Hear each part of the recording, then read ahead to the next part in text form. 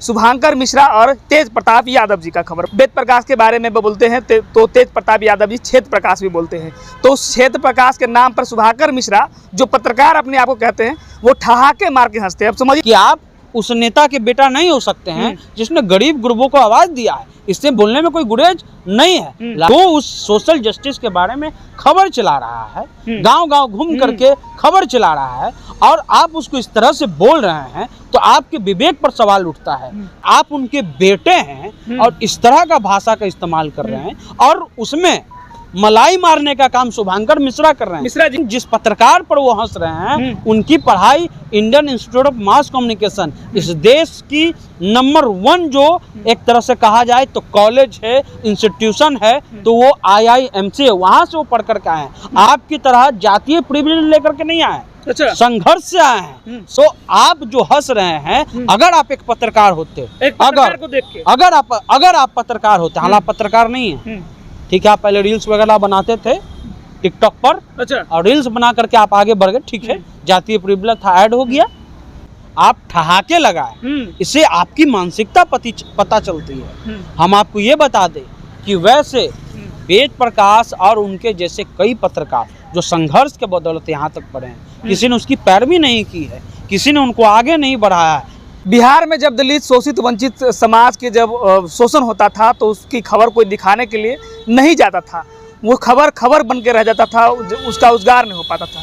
समझिए जरा सा कि इस बिहार में वेद प्रकाश आए, उसके बाद जो खबर उन्होंने गांव-गांव जाके कस्बे तक जो खबर दिखाई शोषित वंचित पीड़ित समाज का, उसके बाद एक वेद प्रकाश का नाम तेजी से आया कि एक यूट्यूबर वेद प्रकाश। उसके बाद आपको बता दें कि अभी वर्तमान में एक खबरें जो है तेजी से वायरल हो रहा है, शुभांकर मिश्रा और तेज प्रताप यादव जी का खबर वायरल हो रहा है। उसमें कहते हैं तेज प्रताप यादव जी और शुभांकर मिश्रा कहते हैं वेद प्रकाश के बारे में। जैसे ही वेद प्रकाश के बारे में बोलते हैं तो तेज प्रताप यादव जी क्षेत्र प्रकाश भी बोलते हैं।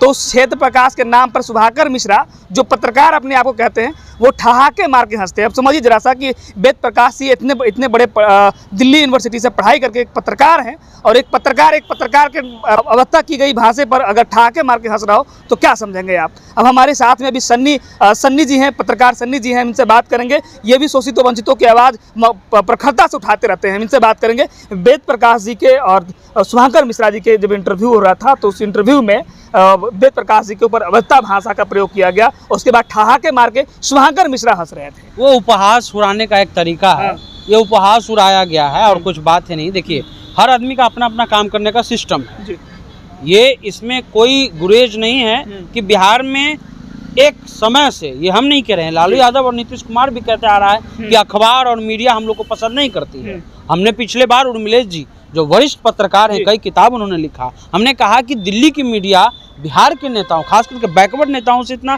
डरते क्यों हैं और उनके खिलाफ इतना क्यों जहर बोलते हैं। तो उन्होंने कहा कि वो शुरुआत से ही सोशल जस्टिस और बैकवर्ड नेता दोनों को पसंद नहीं करते हैं, लेकिन जो उस सोशल जस्टिस के बारे में खबर चला रहा है, गांव-गांव घूम करके खबर चला रहा है, और आप उसको इस तरह से बोल रहे हैं तो आपके विवेक पर सवाल उठता है कि आप उस नेता के बेटा नहीं हो सकते हैं जिसने गरीब गुरबों को आवाज दिया है। इससे बोलने में कोई गुरेज नहीं है। लालू यादव वो शख्स है जिसने गरीब वंचित दलित समुदाय को आगे बढ़ाने का काम किया है, और आप उनके बेटे हैं और इस तरह का भाषा का इस्तेमाल कर रहे हैं, और उसमें मलाई मारने का काम शुभांकर मिश्रा कर रहे हैं। मिश्रा जी शुभांकर मिश्रा के बारे में हम आपको बता दें, उनकी पढ़ाई लिखाई कहाँ से हुई हमको नहीं पता है, लेकिन जिस पत्रकार पर वो हंस रहे हैं उनकी पढ़ाई Indian institute of mass communication, इस देश की नंबर 1 जो एक तरह से कहा जाए तो कॉलेज है, इंस्टीट्यूशन है, तो वो IIMC है, वहां से वो पढ़ कर के आए हैं। आपकी तरह जातीय प्रिविलेज लेकर के नहीं आए,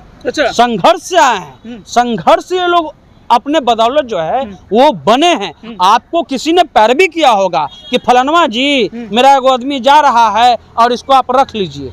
आप यहाँ से आए हैं, कई किताब हैं, कई किताब में ये जिक्र है कि मीडिया में कैसे जातिवाद होता है, और इसको कई वरिष्ठ पत्रकार ने माना है कि हाँ मीडिया में जाति फैक्टर है। तो आप जो हंस रहे हैं, अगर आप एक पत्रकार होते, अगर आप पत्रकार होते, हालांकि पत्रकार नहीं है, ठीक है, आप पहले रील्स वगैरह बनाते थे टिकटॉक पर, अच्छा, और रील्स बना करके आप आगे बढ़ गए, ठीक है, जातीय प्रिविलेज था, ऐड हो गया, लेकिन अगर आप पत्रकार होते तो आप वहीं टोकते।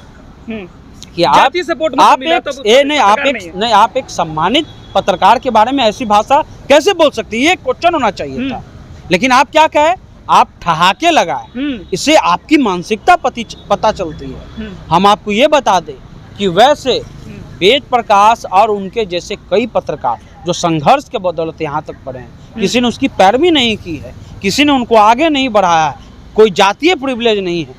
जो वहाँ पर मीडिया है, कई ऐसी रिपोर्ट है जिसमें ये बताया गया जब राजनारायण यहाँ के राष्ट्रपति हुआ करते थे तो बाहर से कई लोग आए, ठीक है, जांच करने, और उन्होंने कहा कि भारत का एक राष्ट्रपति दलित समाज से। लेकिन जब उन्होंने पत्रकारों में संपादक खोजा कि क्या यहाँ पर कोई जो द हिंदू चला रहा है वो कौन जात का है, हिंदुस्तान टाइम्स चला रहा है, जनसत्ता चला रहा है, जब उसकी जाति को देखा गया तो उनको एक संपादक नहीं मिला।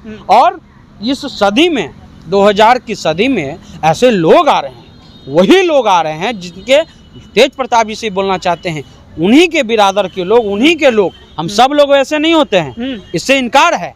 अगर एक मिश्रा खराब है तो पूरा बिहार का मिश्रा खराब नहीं है। कई हमारे मित्र हैं, कई अच्छे ढंग से अच्छे भाषा में और जो समाज में जो ऊंच नीच है उसका विरोध करते हैं। लेकिन आप जैसे लोग समाज के लिए कलंक हैं, ब्राह्मण के नाम पर भी कलंक हैं, क्योंकि ब्राह्मण में कई लोग अच्छे हुए हैं।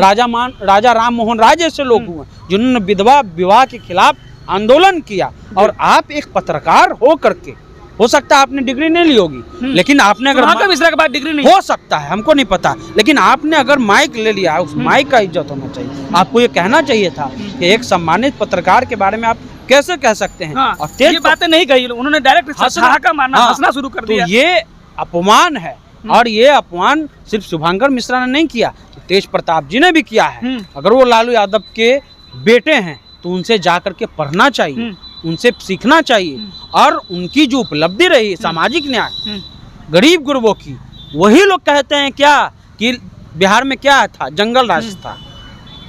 वही उनके पिताजी का नाम गांव-गांव तक, कस्बे तक जाके वही वेद प्रकाश तो अपने माइक, अपने चैनल के नाम से, चैनल से तो दिखा रहे थे जाके। और सिर्फ उन्होंने ही नहीं, कई जो हैं जो वहाँ उनकी बेटी लालू प्रसाद जी की बेटी रोहिणी आचार्य ने उनका रिपोर्ट शेयर किया। राष्ट्रीय जनता दल ने 100 बार उनका रिपोर्ट शेयर किया। उन्होंने बताया कि देखिए लालू यादव की क्या उपलब्धि है। अगर मुसहरों के लिए किसी ने स्कूल खोला तो लालू यादव, दलितों के लिए किसी ने कुछ काम किया तो पहले लालू यादव, पहले हो सकते हैं और भी बड़े नेता, लेकिन यहाँ प्रासंगिक किन्होंने बनाया तो लालू यादव है। और आप लालू यादव के बेटे होकर के ऐसा बात बोल रहे हैं तो ये शर्म की बात है।